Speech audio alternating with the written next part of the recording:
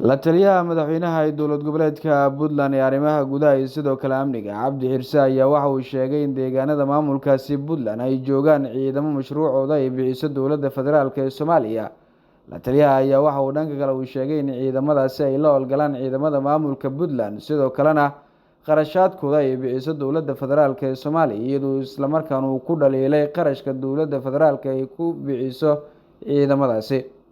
Tirada ciidanka ku sugan deegaanada maamulka Puntland ayaa waxa uu ku sheegay 1376 askar ah. La taliyaha ayaa waxa uu dhanka kale uu sheegay qaar ka mid ah ciidamadaasi in ay markaa ka howlgaleen howlgallada lagu difaacayo maamulka Puntland sidoo kale lagu difaacayo kooxaha Daacish ee ku sugan buuraleyda Calmiskaada.